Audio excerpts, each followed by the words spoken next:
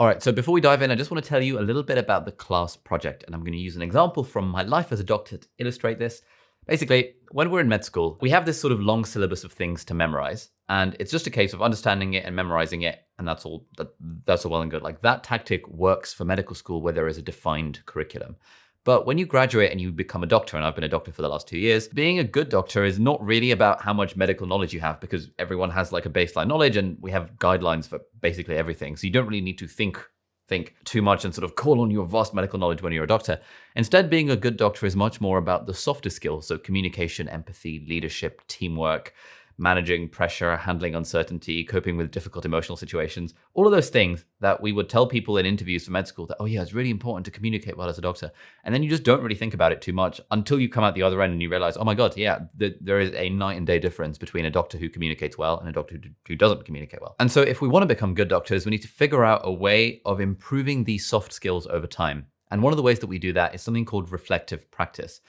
And that is kind of what we're going to be doing in this class as the class project, because improving our productivity, as much as we, don't like to admit it, is not really about finding the perfect app. Like, it doesn't actually matter.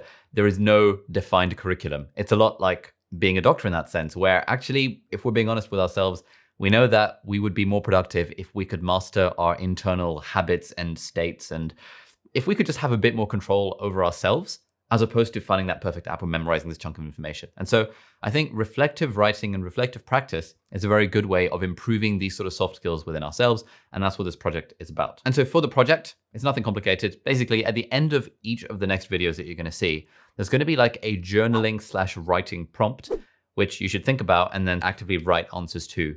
And the more you sort of actively engage with this, the more you'll get out of this class, because I know how it works. We're all interested in productivity. That's why we're here. We think, oh, productivity videos, let me watch those videos. And then sort of we get this burst of motivation for like an hour, and then we go back to being wastemen the following day.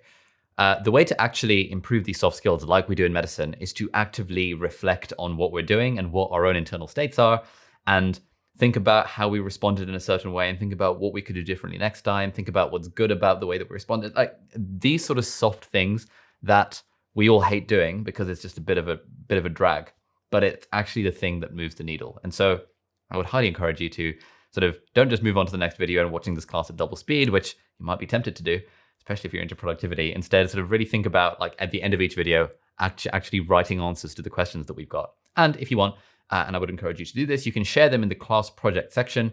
I think it's kind of nice because it sort of shows that we're all in the same boat. I've shared some of my answers in there as well, so you can see that as much as I make classes about productivity, obviously I don't have all the answers. I'm not like this productivity guru or something.